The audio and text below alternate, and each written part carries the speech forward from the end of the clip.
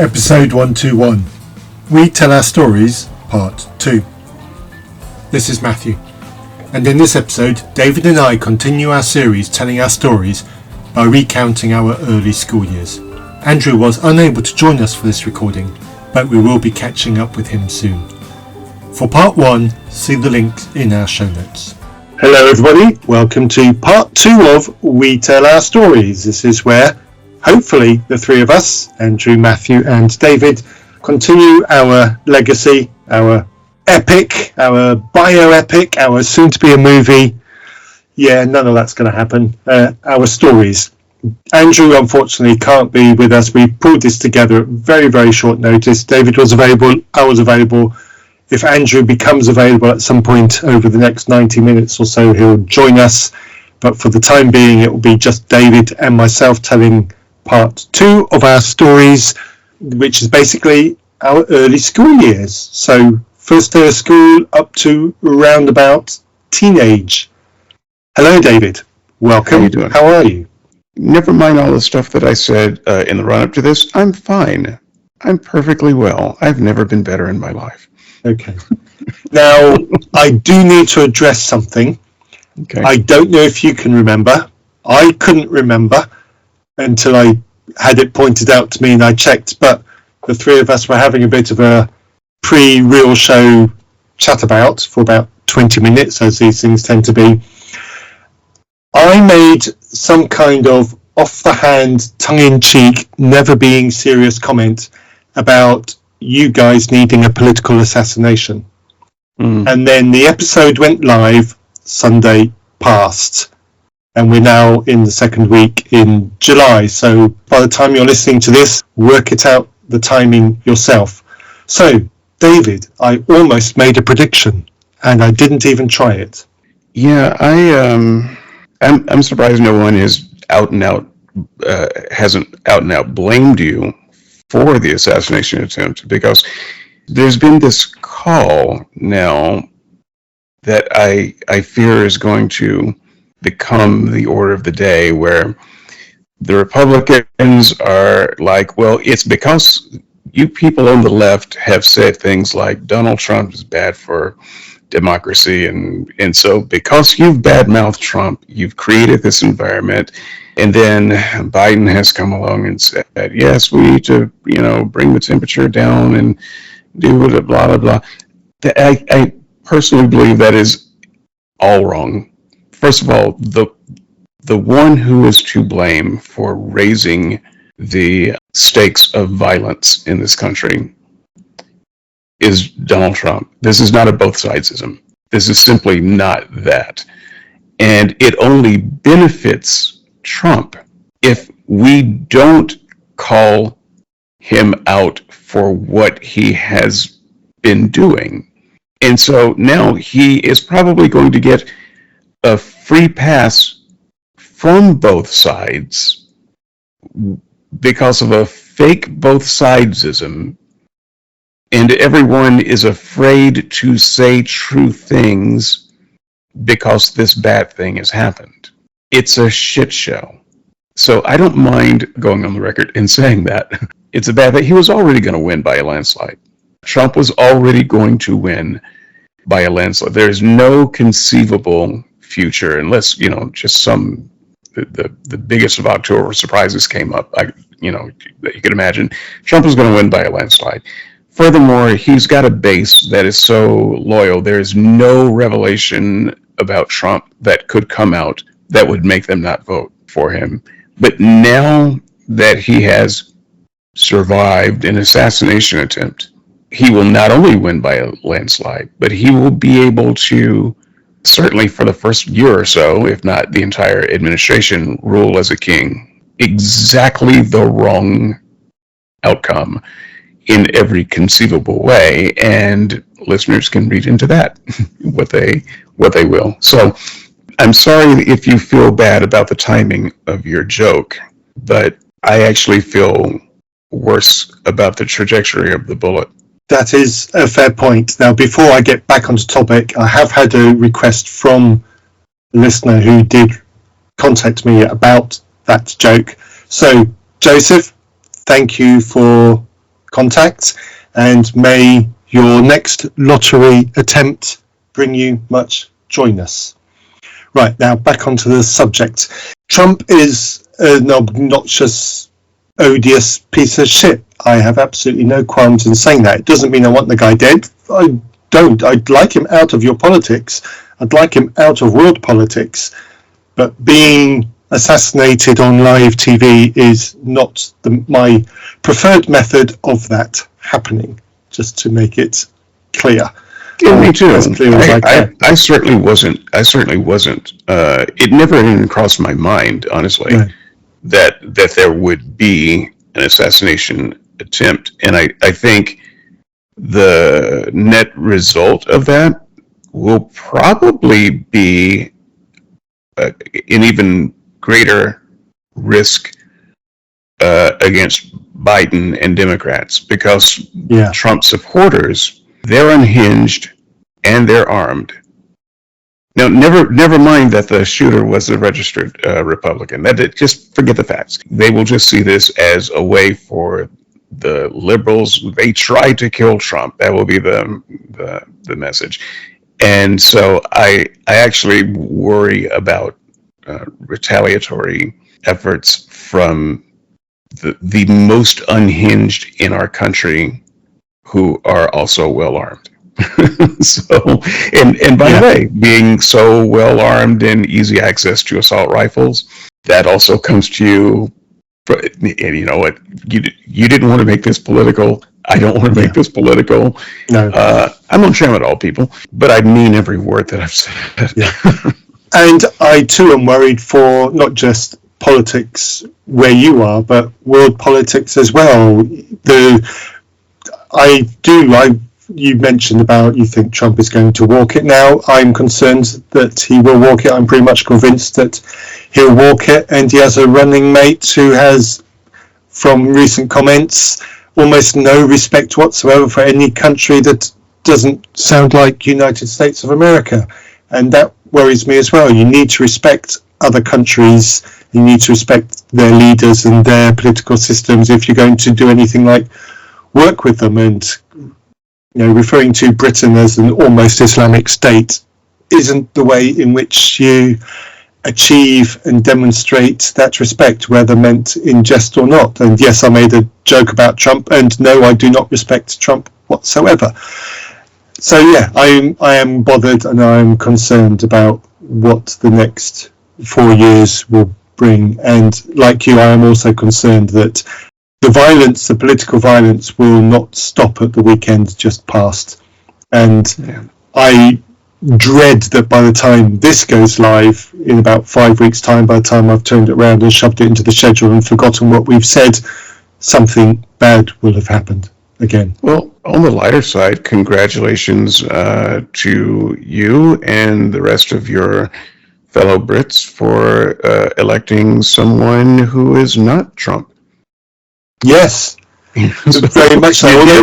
Yes, there were people on the tickets. Somebody whose name sounds a little bit like the Star Wars species Ferengi. He was there, and he's got more support than I'd have liked him to have got some support, and he's very much so a bedfellow of Trump. I dread to think what those two get up to when the bedroom door closes. But he is now part of our parliament, but fortunately hasn't got enough odious friends to help him achieve much. But we have our own problems here in the UK as well. But let me help you steer off some of the hate mail. That's Star Trek Ferengi. You're right, absolutely right it is. Yeah, I mean, so if the one thing the one thing that we've said that could lose audience is you calling the Ferengi a Star Wars species. That's so I'm just send it in. Come on, send it in. Let's see how many people actually got triggered by that. Go on, send it in. Hate me up. so many. Come on, tell me how much you respect me for that, and laughing at myself over it.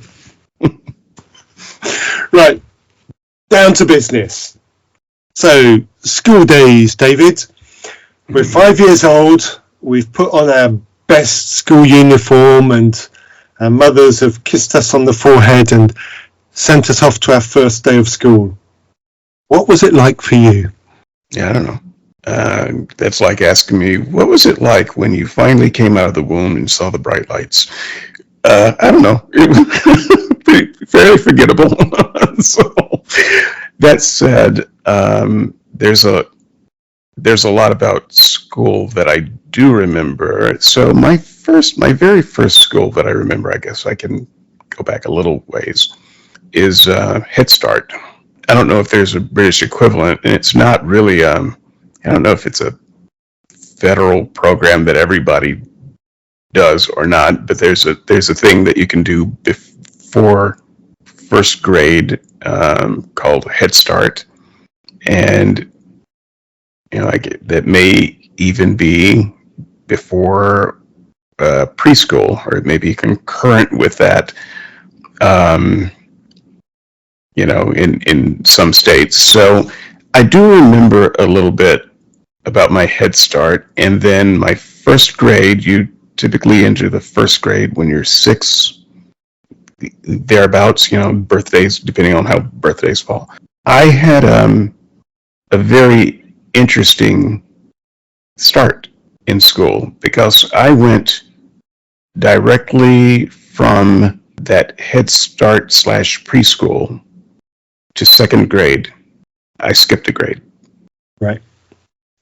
Because I was one of those kids, and I was identified as, this kid is clever, and first grade would be a waste of his time. Let's go to second. That happens sometimes. So I'm not unique there, but that's kind of my introduction into my early years of school proper.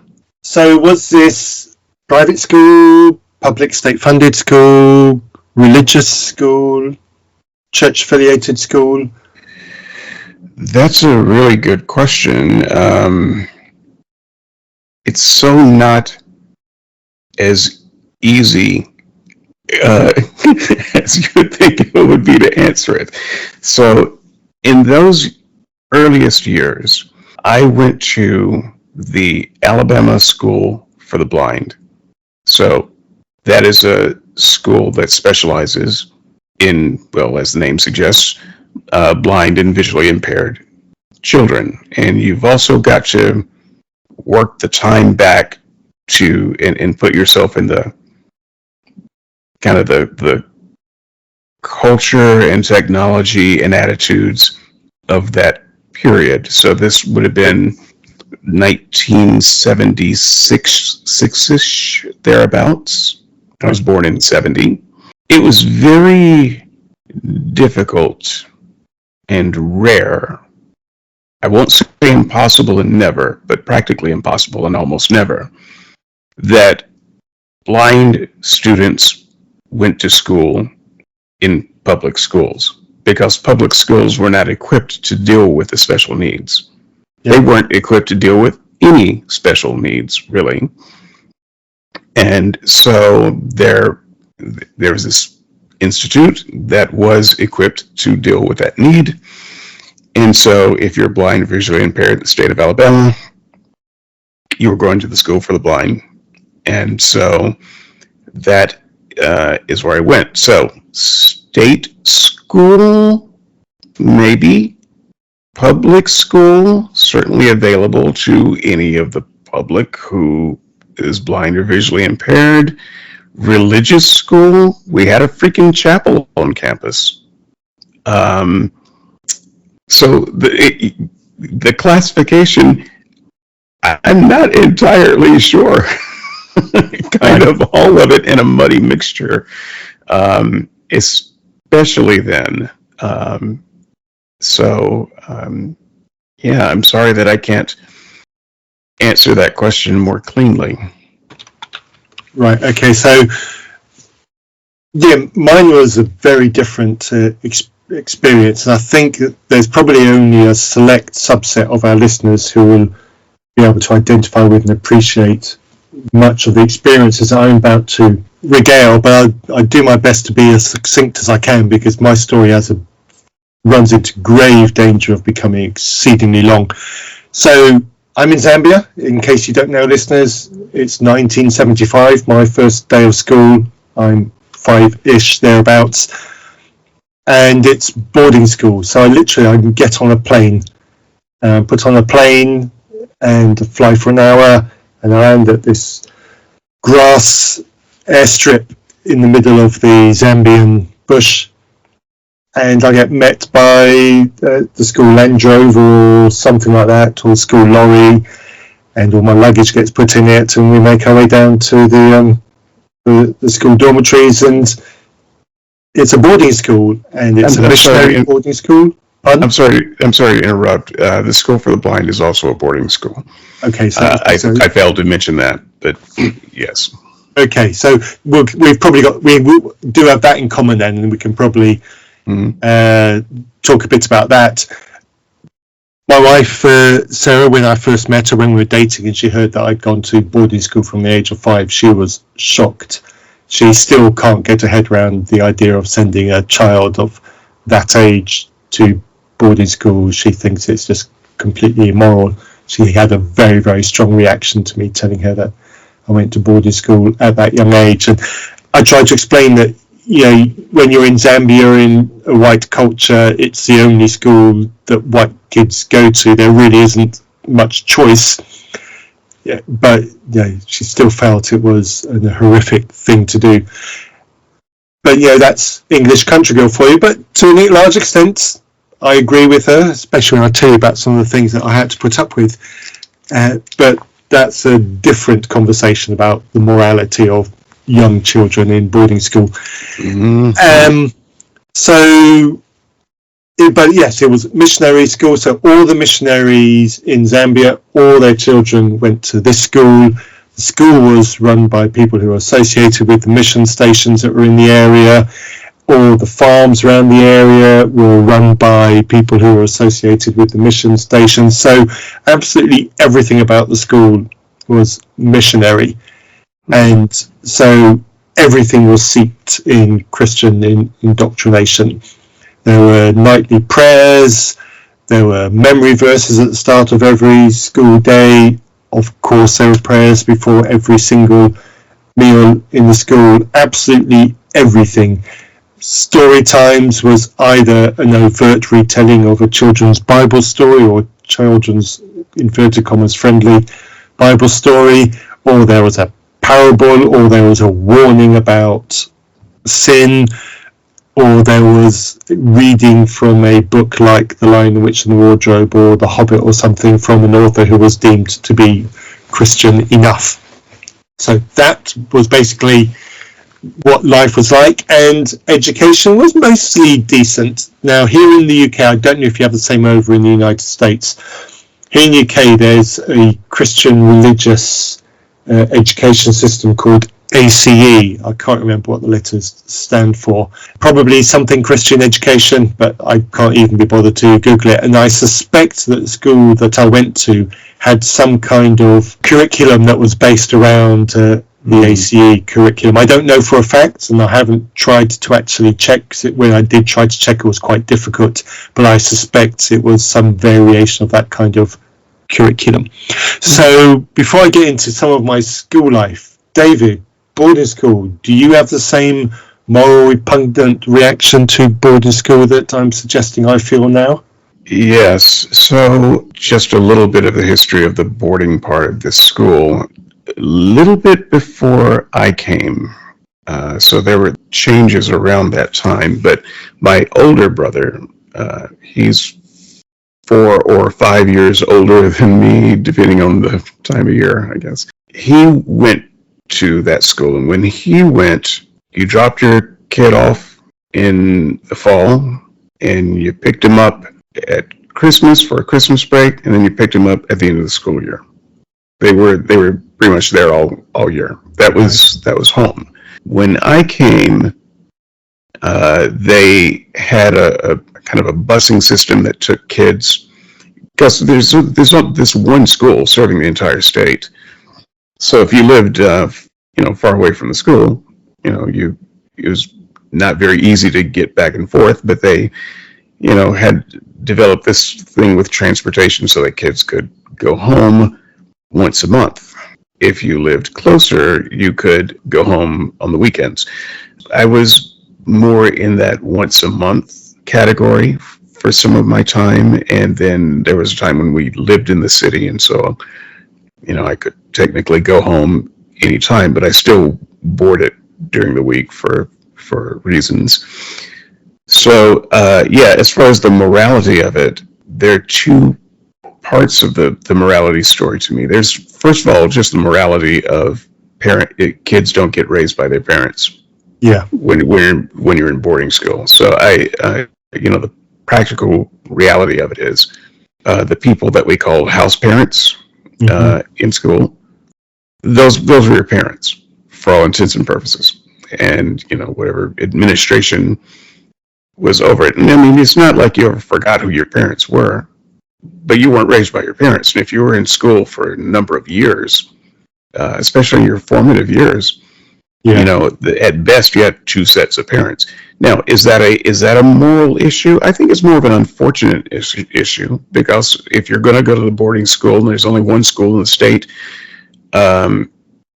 just for practical reasons, I'm not sure that you could do any better than that. So it's a bad situation.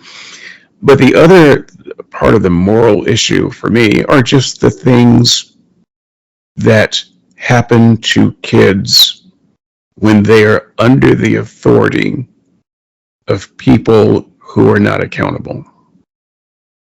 These are not your parents, but they have essentially the power of gods. Yeah. Because who are you going to call when some abuse happens? Who are you going to go to? Really, you're a kid, and this is the early 70s. Mm-hmm. And so I can tell you that the moral landscape in these either religious, in your case, or quasi-religious, in my case, schools, is bad.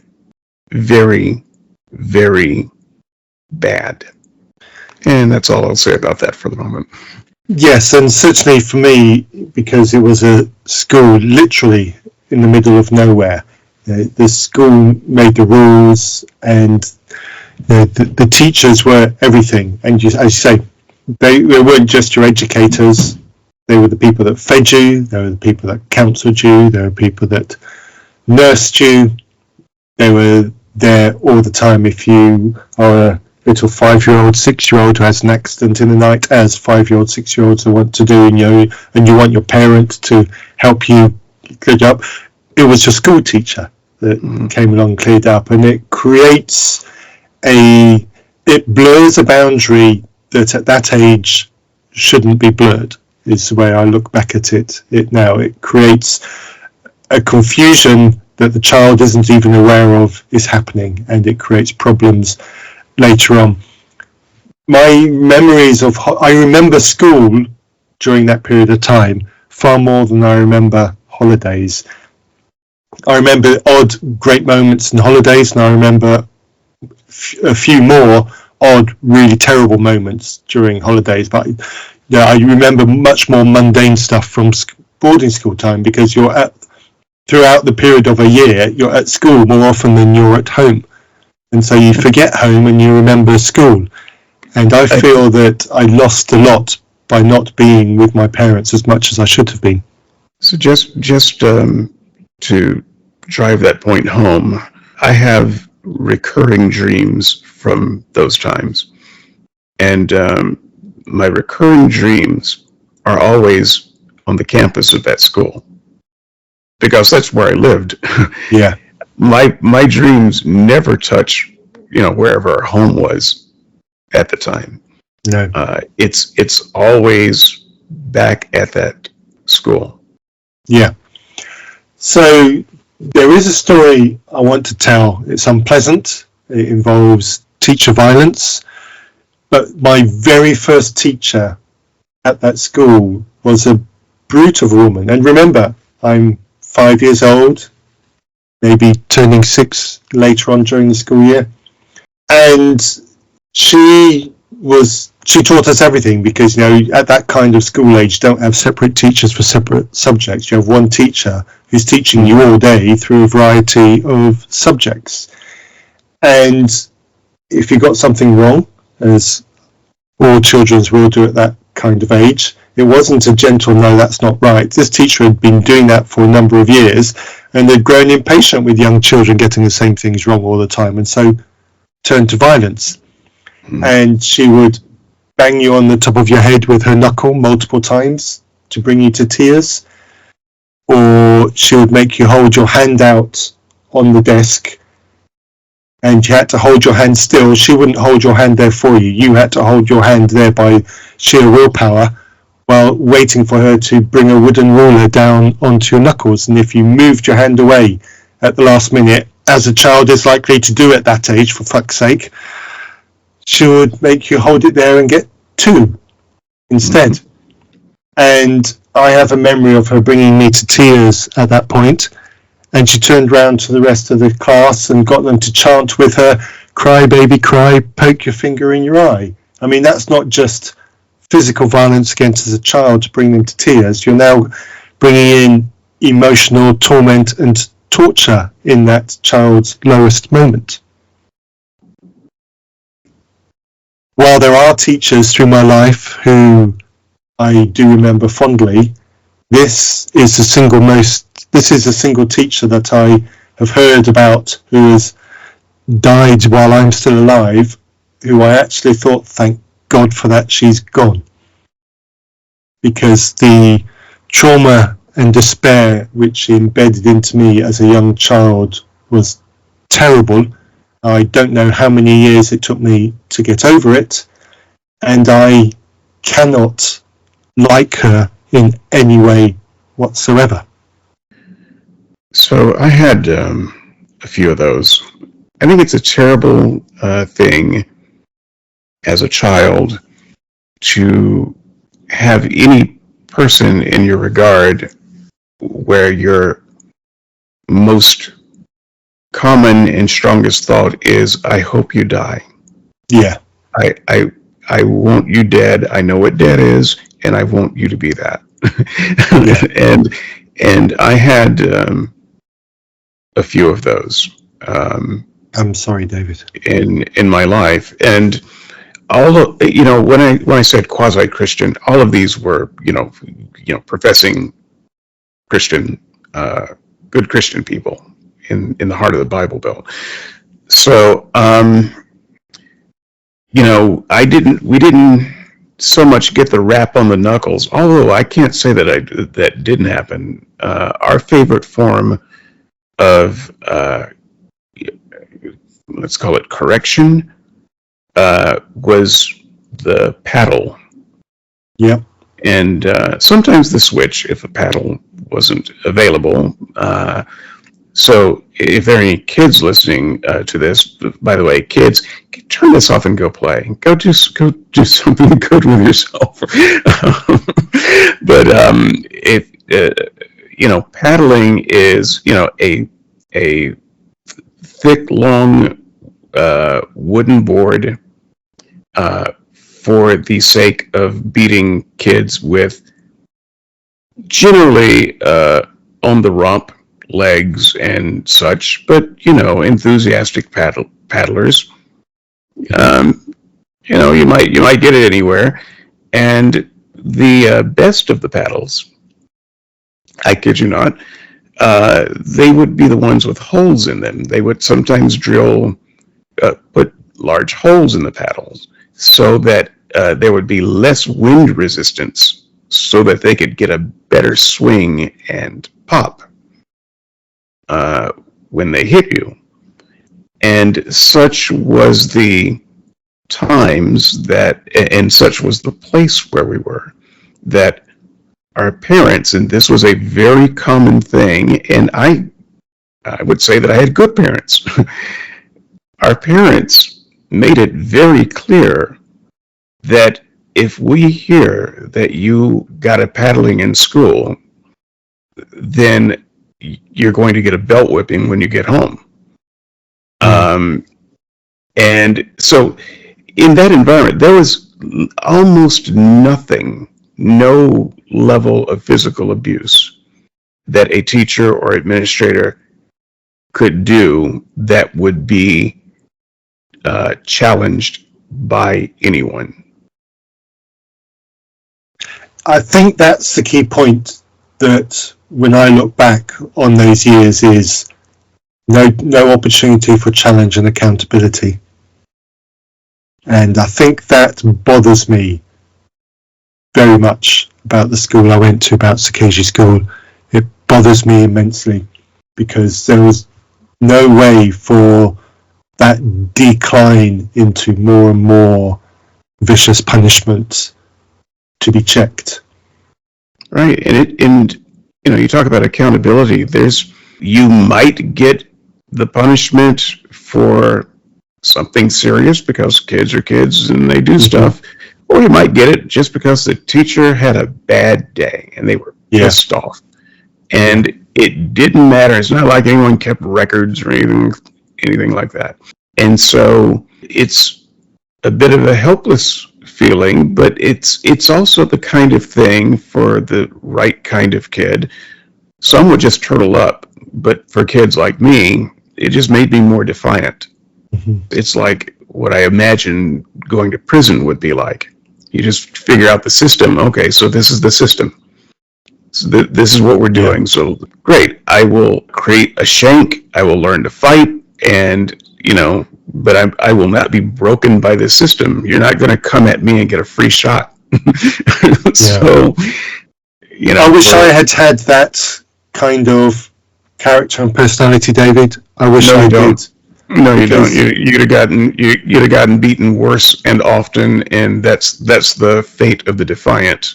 Yeah. Until you get big enough and powerful enough on your own to make it stop. Yeah. That takes a long time. There's a lot of beatings into that. Yeah. Before you get there. Yes, you're right. But I'm also sitting there thinking I was the compliant type. So I was the obedient type. I did what I was told, and I fell into line with what the system demanded. But what that also meant was, when we got older and I became in the top student year of the school, I helped to facilitate the system, not by administering punishment, but when a student or a younger student bothered me, I would manufacture it so that they got punishment from a teacher. And if I was a defiant type, I wouldn't have done that. So, and I'm fairly sure that being that compliant type caused me more trauma because I had no mechanism to fight the trauma, so I absorbed the trauma. So we suffered differently, and maybe we each wish that we'd done it the other way, but I really wish I'd been less compliant. No, I don't wish I'd done it the other way. I just am aware of how much harder it might have been on me doing it the way I did versus doing it some other way. But it may not have been harder. It may be equally hard in different directions. But you have to understand. So I don't want to take this in a direction that you don't want to go, or take it too early in a place where you don't want to go. No, just go. Let's just roll with it. Let's see what happens. All of this is in the context of religion for me, because I was baptized when I was 7. I was actively involved in the church before I was 10. I was preaching semi-regularly, in the evenings, and every now and then in the mornings by the time I was 13. So the church is always a part of this. And then being where I was, heart of the Bible Belt, in a quasi-religious boarding school situation, religion is just a part of it, and Christianity is a part of it. And this was all an expression of Christianity. So I have to square all of this with my walk of faith and things. It was not a straightforward process, because school for me was existential. It was survival. I mentioned that I went to the School for the Blind. I did, up until about the second grade. And then I did transition to public school, third, fourth, fifth, sixth, seventh grade. I mentioned that I skipped a grade when I was very young, but at the seventh grade in public school, I flunked a grade. And so I actually dropped back to where I should have been in the first place. And I didn't flunk the grade because I didn't know the stuff. I didn't get dumber. But public school really isn't equipped to help blind people. But more than that, you're just a target, especially where I was. If you're vulnerable in some way, you're just a target. I was fighting every day. And as far as I was concerned, for my life, sometimes weapons were involved. I never had any. But when I say I learned to fight, I learned to fight. I learned to fight big kids, 10th, 11th, 12th graders. I learned to fight groups of kids. I learned to hurt people. And I learned that the worse you can hurt a person, the less likely the next person is to want to fight you. And so I took a very, very harsh attitude toward fighting in my years, young, and it lasted for several years. I used to walk to school during part of that, and all of it was very dangerous. Just when I say existential, I could have been killed, and I always thought that I could have been killed. And so you're black in a fairly racist area, and you're blind, and you won't bow down to the system, and you won't kiss the feet of the bullies. So you're either going to learn to fight real good or be dead. Dead happened there too, just so you know. So that's kind of me, and I had to do that while studying my school lessons and preparing for sermons, and trying to fit this very, very hard, unreasonably hard existence in with some kind of coherent theology of an all-powerful, loving God. Yeah, it feels like there's lots of scope for contradictory conflicts going on in your mind there. How did you handle that? I hit harder. Right. There's no time for theological debate when someone is trying to punch you in the face. True. There's no turn the other cheek when someone swings a stick at your head. There isn't that. I was a pretty good runner. Can't run every day, all the time. And you can't outrun everybody, especially people that were bigger than you. So turn the other cheek became, I'm going to kill you, sucker. And I didn't want to just beat them. I wanted to kill them. I hate bullies. To this day, I hate bullies. I have the worst attitude toward bullies. If I see a kid that's 10 years old who's bullying a 6-year-old, I want them dead. I hate. I'm not using this in a way that says, oh, that's a strong word. Yes, it's a strong word. It's not strong enough for me. I mean, if that's how you're going to draw breath in this world, the world is better off without you. And so I spent too much of my formative years surviving bullies. And the way I made the bullying stop was to get way more vicious than they could have imagined. The punishment for facing off with me became too great at a certain point.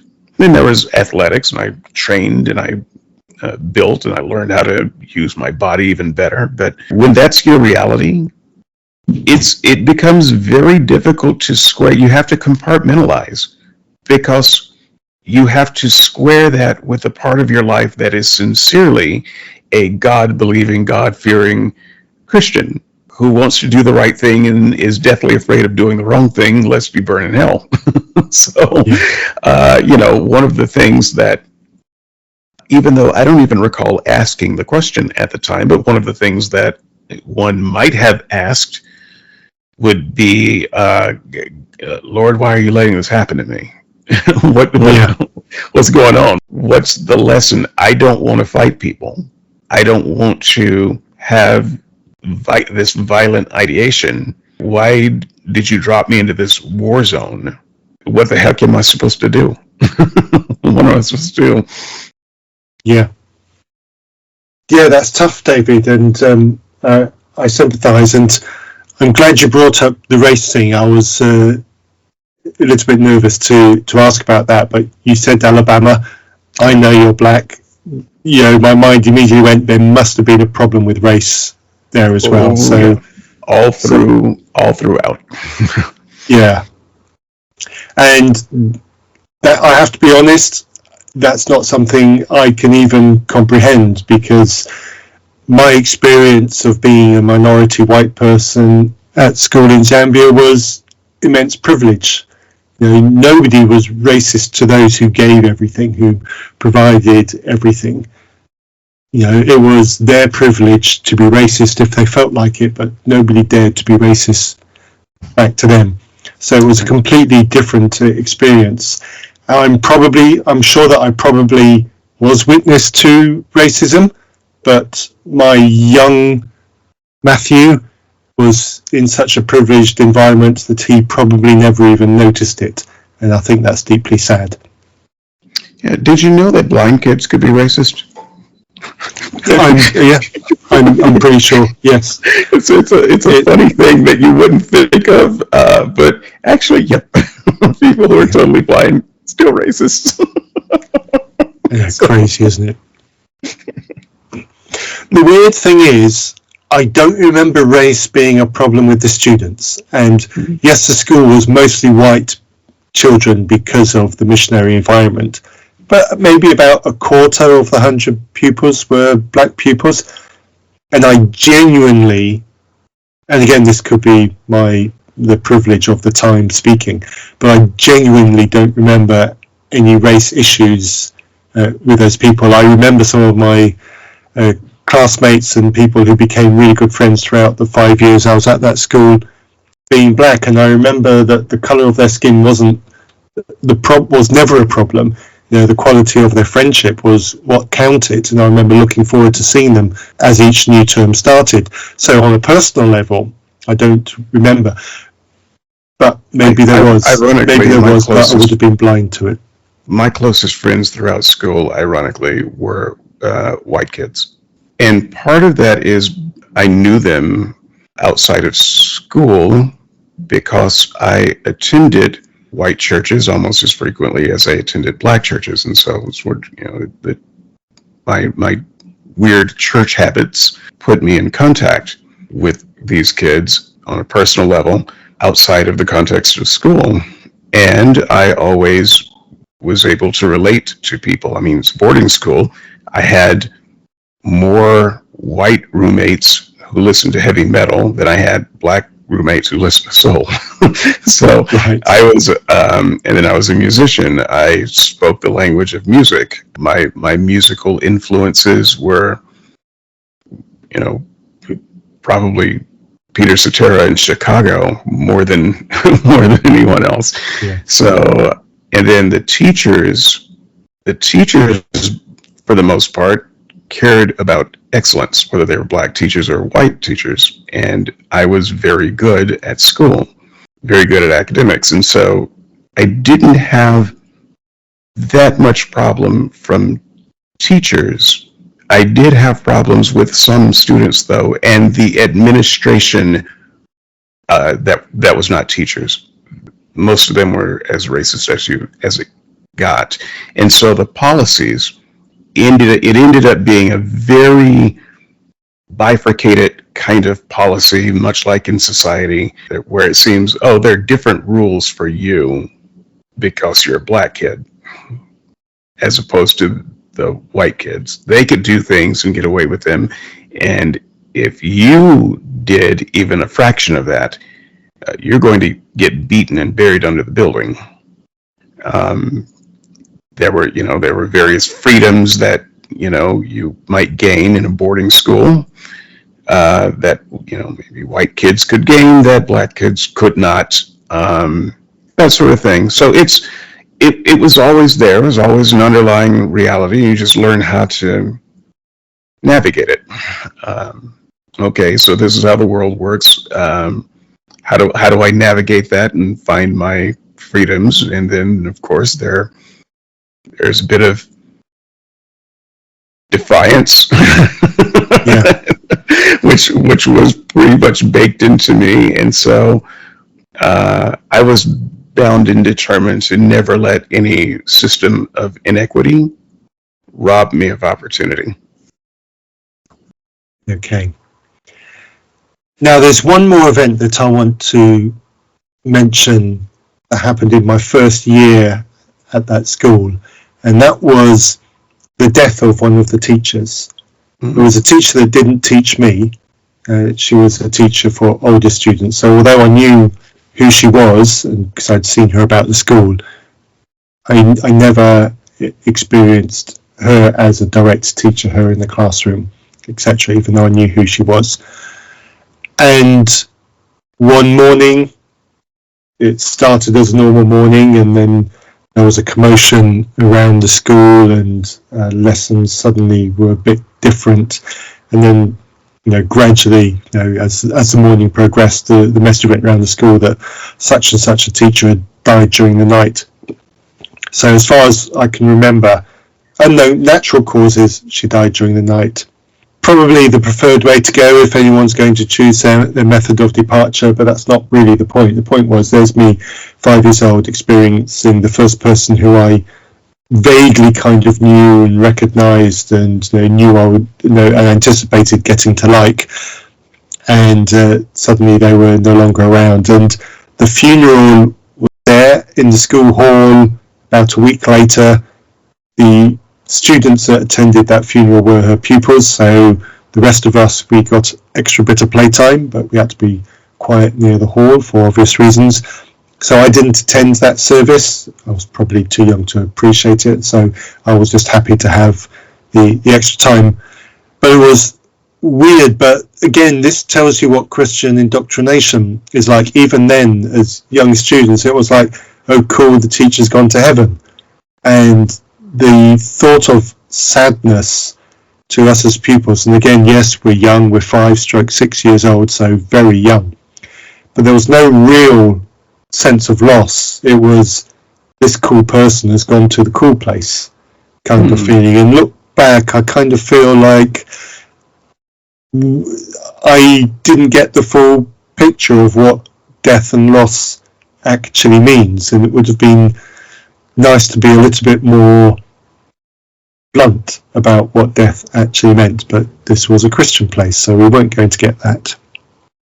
Well, in all fairness to them, you're not going to get that now either, even as an adult, because Christians, part of the allure of it, and I always take flack when I say this sort of thing, but it's a denial of death cult in a real sense. It's one of the ways of dealing with one of the most existential issues that humans have ever faced throughout time, which is their end. Death is scary and it's traumatic if you focus on it, and we just need ways of dealing with it. And one of the ways is to have a story that says, well, you don't really die. What actually happens is you transition from here. So it's technically death, but as soon as you die here, you live, you pop up, poop, in this good magical land. And it's a great story, and it helps people cope with it. And when people die, it's a very durable story, because you can say, well, your loved ones are there, they're in heaven, and so one day you'll get to see them, and you'll be reunited with them. It's a very, very happy way of dealing with this existential crisis. And one of the things that I realized as a older teen, in the younger adult. I had this crisis bad when I was a kid because of, we talked about that. But as I grew up and, started thinking more about death and just, studying biology and, looking at nature and, trying to go a little bit deeper than what you get in church about death, I over time lost that existential fear. I'm actually not terrified over the idea of being dead. No, I'm scared of dying, but that's a process. Dying of cancer, that's scary. Dying, getting hit with a car, that's scary for 3 seconds. But death itself doesn't actually bother me. And once you get over that, a lot of the appeal of religion goes away. And so I think that's, I think that religion, once again, you say, well, they did that to you when you were 5 and didn't give you a realistic idea of death, but that is how Christianity operates. And once if you were lucky enough to ever grow out of that, Christianity loses a really, really big trump card that it used to have. Mm. Yes, it does. And this whole thing about heavenly reward and fear of hell was reinforced in story time. The stories that I remember that the teachers would tell us, well, I'm talking stories that they created themselves, or variations of parables that they created themselves. I'm not talking about books that they read. There was a very heavy emphasis on good behaviour, because bad behaviour gets you to hell. And in part 1, we talked a bit about the fear of hell and how the reward of heaven didn't feel so great after all. This is, for me, where that whole behave well or hell kind of message was drummed in, and it was drummed in daily with the story times that we had from the teachers that had been teaching us mathematics and English during the day. Were now telling us stories about what was going to happen to us if we didn't behave badly, if we didn't behave appropriately. Stories like white lies become black lies and black lies kill, kind of thing. Mm-hmm. And yes, it was relentless, and you're trapped in there. You have to attend the story time, and you spend story time, you have a nice sing song, and then the teacher goes, right now children, let me tell you this story, and then you go to bed. And in my case, not sleep. Yeah. I don't want to stop talking on this show without saying another thing, and I've been kind of bouncing back and forth in my mind as to whether I would say. I was kind of hoping you would bring it up, and then I was hoping that you wouldn't bring it up, but I think it needs to be brought up, since we both have been boarding school rats. I think I have nothing to measure this against, but I think boarding school can have an adverse effect on how you develop sexually, how you think about sex, how you learn about sex. Sex is a major part of development that, in my case, I feel pretty confident in saying it didn't develop right for me. It developed in a very broken way, and I carry that. I'll always carry that, because it's just how you were developed. You can't think your way out of some things. But along the way, let me put it this way. I'm still trying to figure out how much I want to say. The potential of sexual abuse and trauma in a boarding school is very, very high. It's high today. It was astronomical in the mid-70s. So,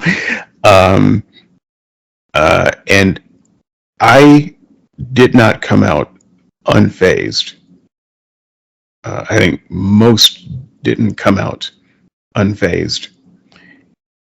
And that's just another one of those areas where there's no accountability. Today, in a boarding school situation, maybe a child making a report to a school counselor, they have a chance. We would not have had a chance at that point. It wouldn't have mattered. It was pretty rampant. So there are the abuse issues there, but there's also just how you think about sexuality. And let's couple that with the fact that in my case, I'm disabled. So if you're a kid who's got some kind of disability, especially if you've got some kind of physical deformation where people can look at you and they see some deformation. For me, I always felt disfigured because of my nystagmus, which is the primary reason why I don't turn on video cameras, because my eyes move. I can't stop them. Most people don't give a damn. I understand that intellectually, but I will never get over it. So when you grow up around people who are disfigured and you have something that feels like a disfigurement that sets you apart, you think you're never going to have sex. You're never going to get married. You're never going to have sex. And so you never think about it. You kind of obsess over the thing that you're never going to have. And I think that is part of what happened to me. You also have opportunities to be introduced to things like pornography at an early age, and you relish it because that's the only sexual content you're ever going to get, as far as you know, in your life. That's it. That's it. Or you might have some unhealthy sexual ideation in that environment. I would say unhealthy sexual attitudes, understandings, ideations, experiences in that environment growing up, for me, was the norm. And the first person, when I was 19, who actually who found me attractive and wanted to have sex, man, I didn't even think about it. Yeah, yeah, let's do it. Let's do it right now. Front seat of the car. Worst sexual experience I've ever had by far, but memorable. Hello, beer stick. Let me tell you, it's as bad as you can imagine. And I married that person, ill-advised, but I absolutely did, because it was like, this is my only chance. So I'm on wife number 3. Now, we've been married for 10 years. I'm never going to be a particularly good husband. I'm never going to understand fully, except for intellectually, the proper relationship of sexuality and intimacy and I should say shared intimacy and any number of things. I always have to think through that stuff, because emotionally, I don't think I can really understand it or have a truly natural, healthy sexual relationship. So I can fake it. I get through it. But I feel very much like a freak most of the time because of sexuality in boarding school under the control of Christians. And so I know this doesn't sound like a particularly religious thing, but I can assure you, without going into further detail, it really is. It really was. And if this were a purely secular school that had secular accountability of even public schools back then, it would have been a very different thing. But it wasn't. It was run by Christians who had no oversight, and we were kind of left to fend for ourselves. That can screw you up in so many ways, and this is just one of those ways where I don't think I'm ever going to be right. I'm glad you brought it up, David. I had a couple of other things that I wanted to bring up, but the sex thing and more generally the relationship thing didn't appear on my radar, and that's shameful because that is a big wrong that happened. For me, it wasn't just that it was boarding school; it was that it was a Christian boarding school.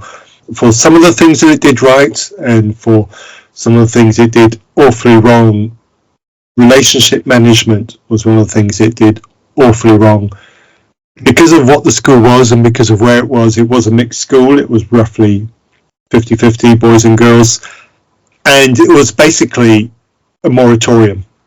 Yeah, the boys were not allowed within a certain radius of the girls' dormitory, and certainly if boys were seen walking in the direction towards the girls' dormitory entrance, that was definitely a sin worth taking a spanking for.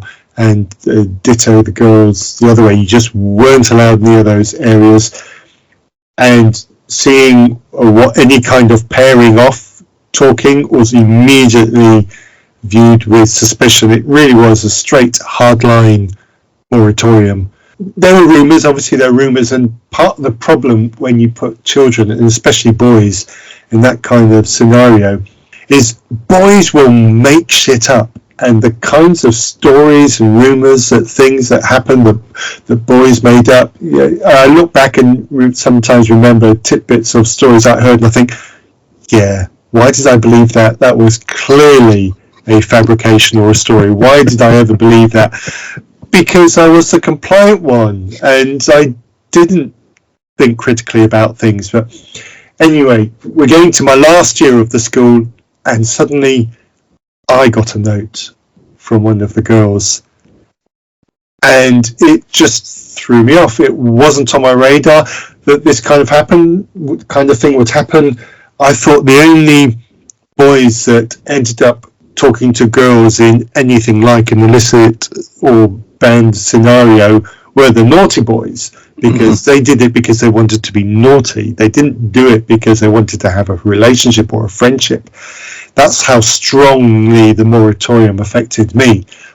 So I simply didn't know how to cope. I didn't know how to handle it. That there was this girl that wanted to exchange notes on coloured paper written in multicoloured pens and all sorts of coded symbols on it. This was a strange experience for me, that there was a girl that liked me for me, not just to be known. And I genuinely didn't know how to handle it.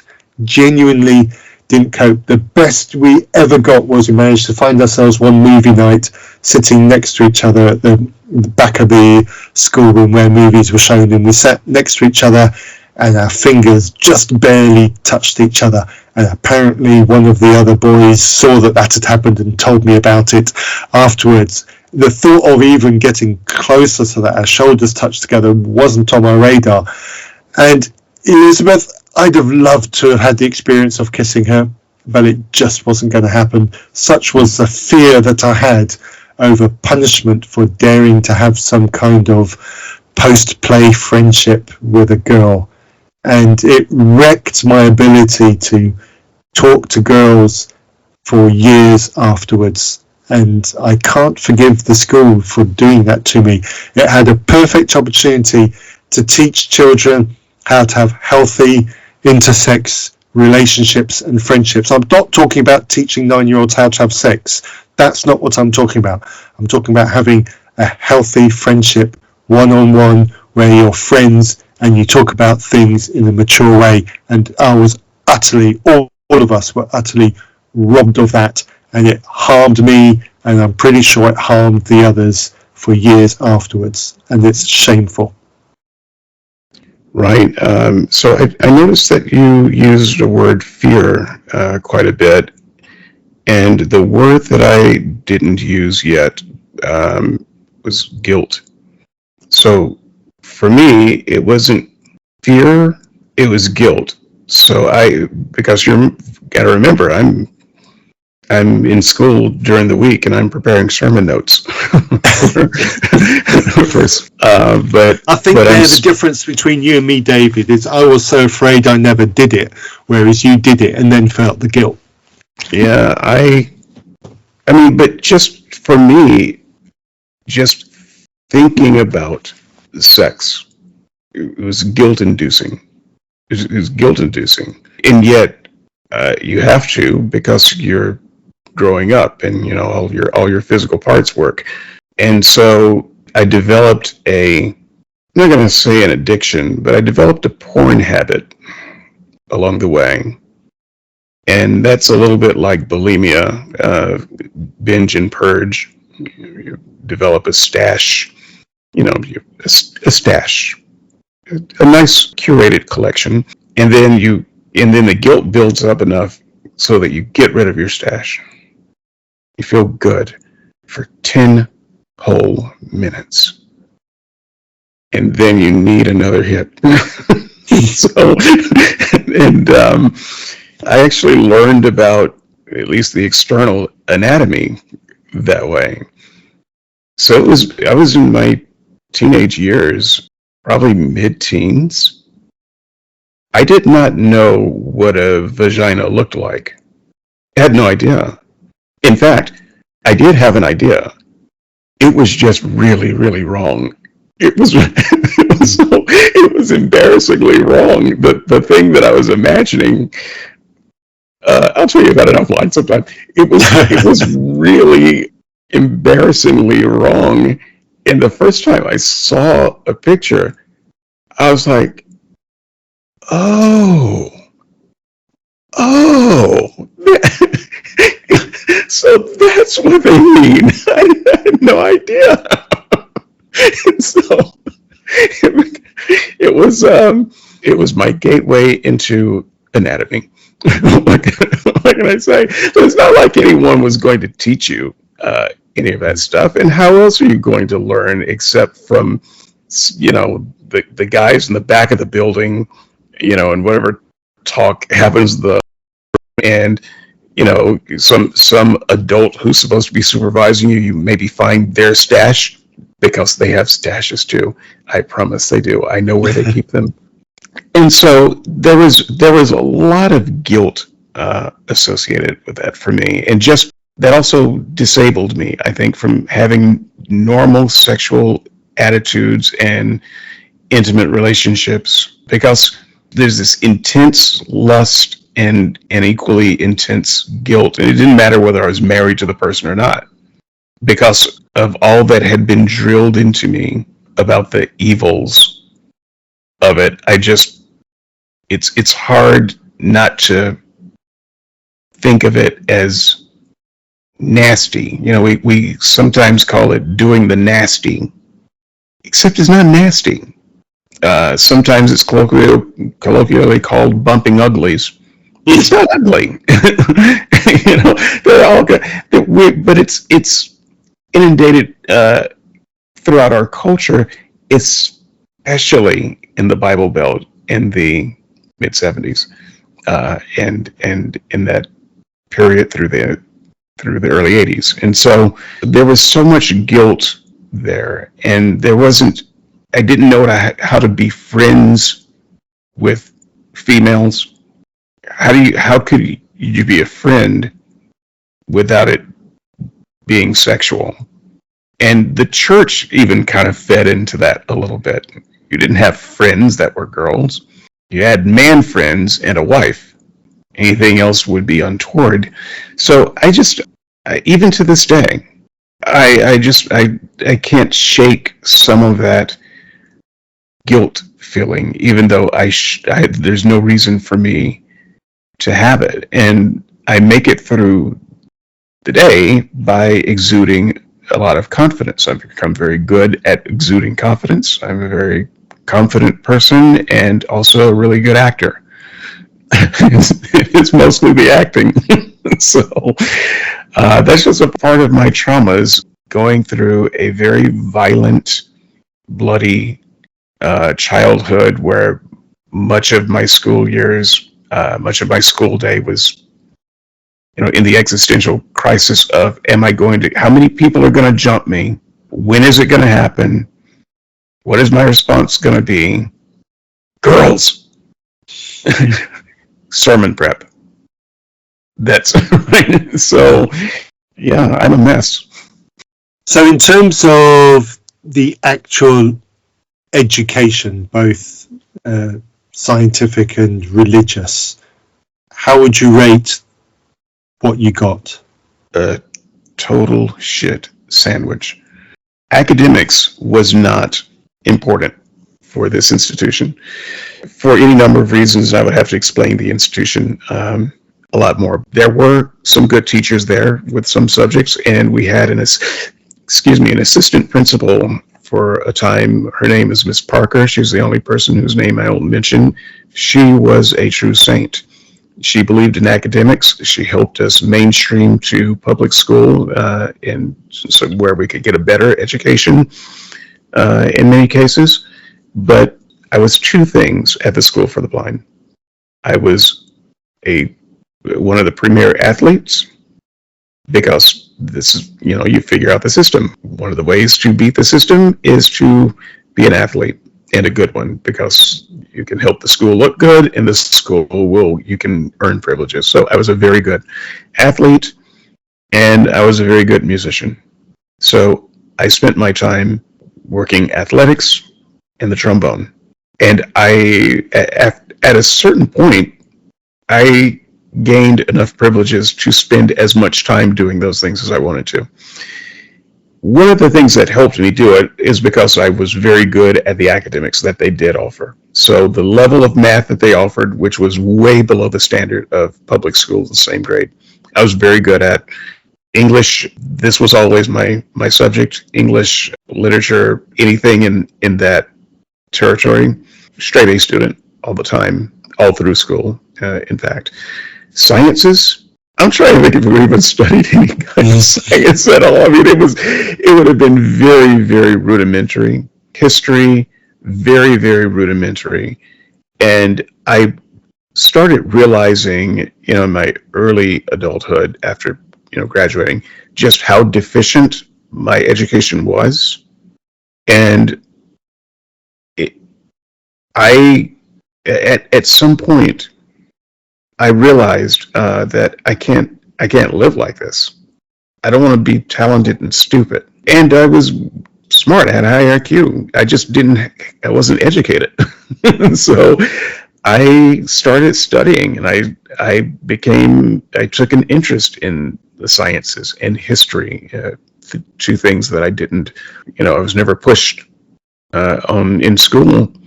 And I started reading. I started self-educating, and I read everything. I watched documentaries. That became my favorite thing. Biology and physics and world history and American history and everything. And at a certain point, I realized that I was probably going a little bit crazy with it. But every place in my life where I felt like I had an academic valley, I wanted to turn it into a mountain. So I did my best to educate myself when I got out of school. But the school itself, I didn't get much of an education from that at all. I'm sorry, David, that doesn't sound great. I think I mostly got a decent education, maths, English, French, which I didn't really take much further, sadly. I got a decent education in. Science was sometimes good, but when it came to biology, specifically anything relating to evolution, that's when it fell apart and became categorically deficient. I do remember a moment getting new biology books where we were told to turn to a page which gave a brief description of evolution, which was quite a poor description of evolution, to be fair. We were just told to scratch it out and that we would not be doing that.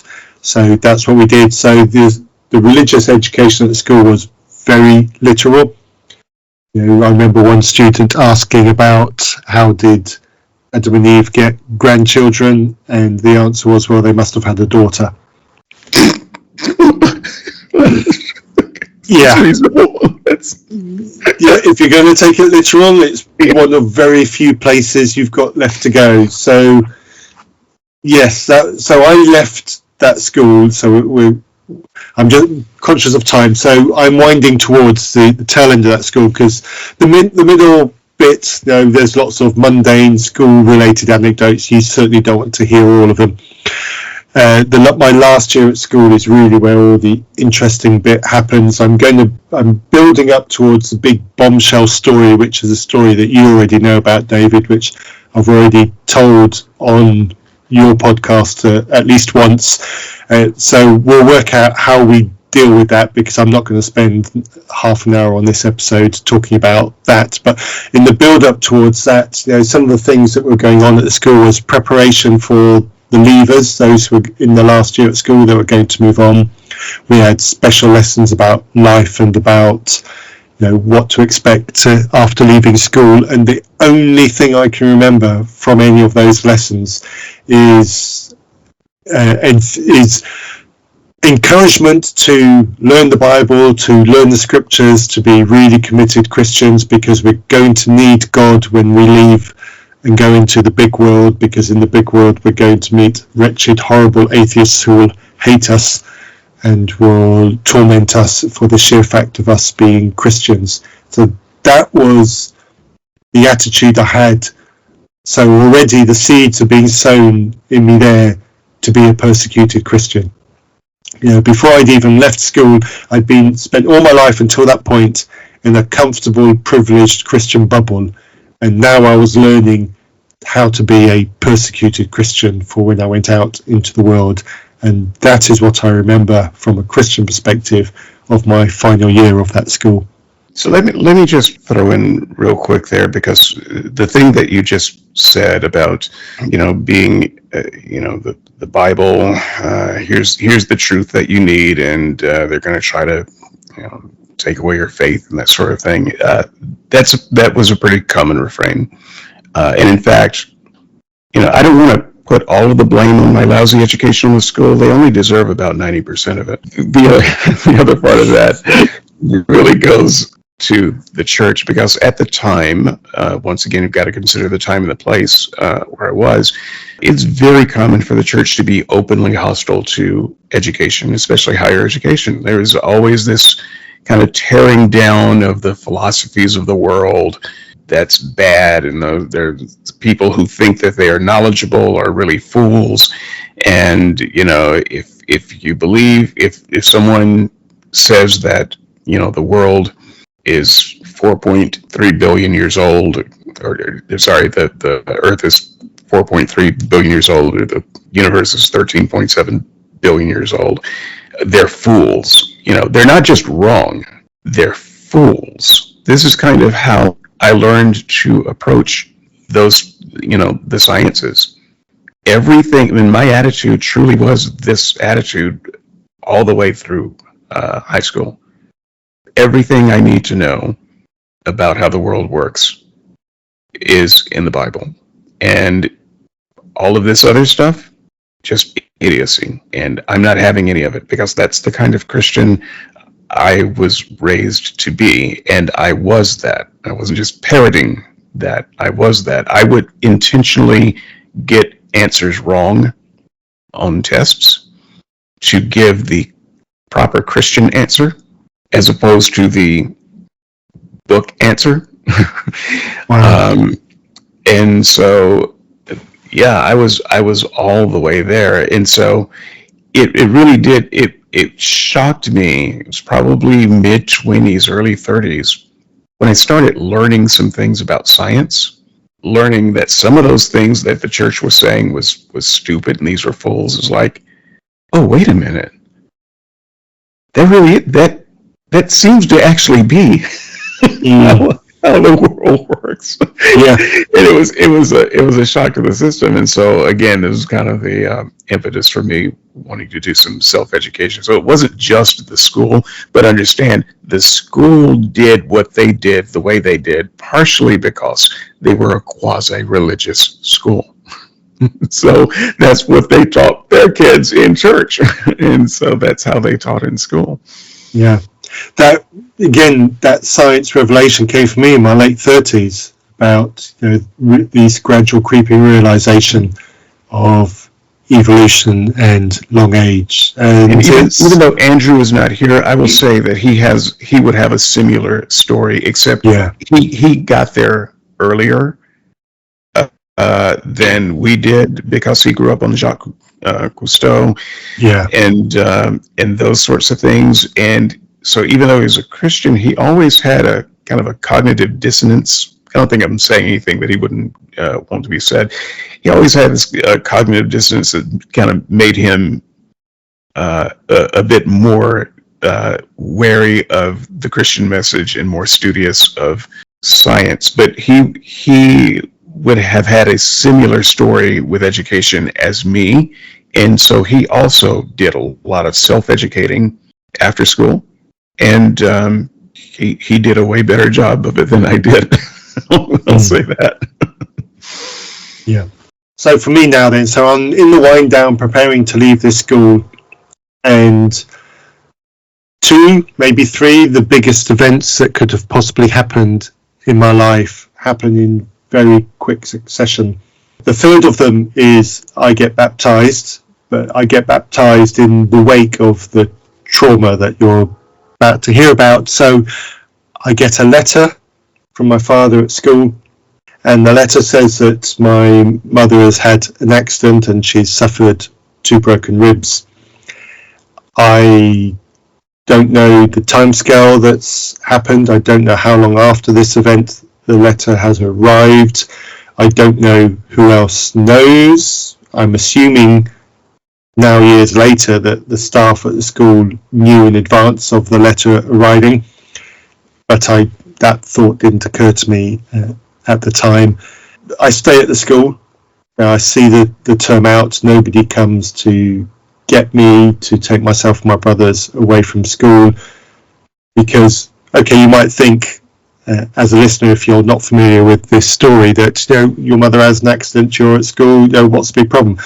What had happened was she'd been kidnapped as part of because we're building up to 1978, we are towards the end of 1978. The following 18 months would see Rhodesia become Zimbabwe independence, and lots of activity in Zambia from freedom fighters seeking Zimbabwe independence. So all of this was going on within Zambia and the surrounding countries during this time.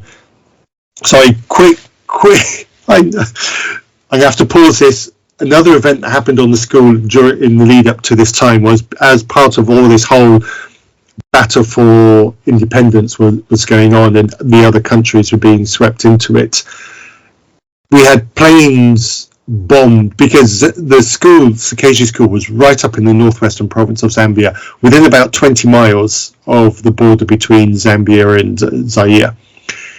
And for whatever reasons, I don't understand the politics of what was going on. For whatever reasons, planes strafed or bombed or something a hospital on the Zambian side of the border when it was supposed to be aiming for people on the other side of the border. I don't know why, when, if you know your geography, Rhodesia stroke Zimbabwe is south of Zambia, not north of Zambia.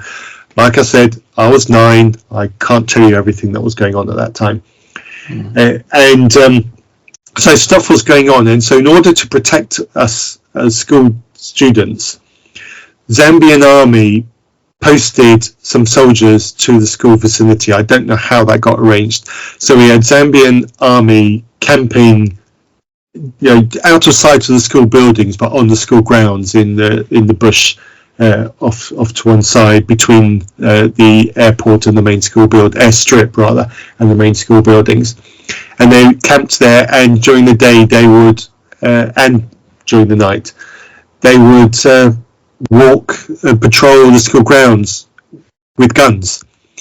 And one of the mission stations, I think it was about one of the American-related mission stations, which had about between 20 and 30 students at school. They took all of those students away from the school. They came and fetched them all and took them away. They didn't want them anywhere near the school. But the rest of us, we stayed there. And we thought it was terribly exciting because we genuinely didn't understand the danger that we were in. And so we got used to seeing Zambian soldiers around the school carrying guns, probably AK-47s, as I imagine that the guns that we'll be carrying. And then we had invasion drills. So if we're in the classroom and the alarm bell went off, we would all have to leave our desks and go and crouch under the windows of the classrooms. The idea being anyone walking past the classrooms would look through the windows and see empty classrooms and assume there was nobody around, because they would never open the door and walk in, would they? So that was our safety drills. I mean, I don't know how you keep 80 odd children safe in that environment at school. So I guess something little is a little bit better than nothing at all. So that was the environment in which we was under. So that was the environment in which I got this letter from my father to say Mum had an accident, she'd suffered 2 broken ribs, she was going to be okay. And then the school holiday arrives, we go and see how Mum is, and my mum's beautiful, long, straight, shoulder length hair has been cut short, and she's now got a tight perm. Her demeanour is slightly different, and my parents are not living together. And my dad has introduced this other woman. And this is off the background of this strict religious education that I'd been indoctrinated with at school. And divorce was wrong. At that young age, I already knew marriage was forever and divorce was wrong. You had a relationship with the person you were going to marry, and that was it, forever. So having had all this turmoil happen, and then at the end of it, I find out that my parents are separating. And so the short version of the very long story, and what I'll do is I'll do a link to the Miracles episode that David and I did over at Skeptics and Seekers. It's about 2 years old, I think, that episode that we recorded, David. I've got a 20-minute segment where David said, tell the story, Matthew. So I've told one version of the story. The story is not a complete story. I don't think I'm capable of telling the complete story in a single sitting, but I'll do a link to that so you can get that bit of a story if you want. Pause this, go find that link, listen to the story, then you know the context of what I'm talking about. So Mum's been kidnapped with a couple of people, and unspeakable things have happened, but she's alive and safe. My parents are no longer together. I think this is the biggest sin in the world, that my parents have separated, because my dad has introduced this other woman into our lives. It's clearly his fault. He's the monster. He's the wrong. And off the back of this Christian education that I'd had about relationships, I now become anti my dad. I blame my dad. I reject my dad. I look down on my dad and this other woman purely because of this Christian indoctrination, and this whole thing about Christian marriage being forever and never to be broken utterly poisoned my ability to be able to handle that separation of my parents in any way whatsoever. I mean, it was bad enough that a child has to go through that. It was even worse because of the Christian education that I'd had. So anybody who says divorce is bad for children, yeah, sure, divorce is bad for children. A bad marriage is even worse for children. And do you know what makes divorce worse for children? Is teaching them what Christianity taught me, because it then turns those children against their parents. And it was horrible. And I was a horrible child to my father and to the woman who's become my stepmom because of that Christian education that I received. And that is yet another thing that I cannot forgive Christianity for, because it broke me, it poisoned me, it broke relationships, it poisoned relationships, and it was shit. Sorry, David. Oh no, I have nothing to add, and I guess it's knowing the backstory, the part that you didn't tell. I mean, I can't help but put it all in context, and it's a bad hand to be dealt. It's unspeakable, I guess as a former Christian, if you're listening to this as a Christian, think, where was God through all of this? You've heard some of my story. Understand that our stories that we're telling, these are curated. You're not getting our whole childhood. No. Where was God? Don't tell me God was watching. That just makes him a voyeur. Yep. Don't tell me that he was suffering with me. I don't understand. I'm sorry, Matt, I'm going to have to cut short. David had to quickly exit the conversation at this point, but we had effectively reached the end of the conversation. So until next time, listeners, stay reasonable. You have been listening to a podcast from Reason Press. Do you have any thoughts on what you've just heard? Do you have a topic that you would like us to cover? Please send all feedback to reasonpress@gmail.com. You might even appear on an episode. Our theme music was written for us by Holly. To hear more of her music, see the links in our show notes.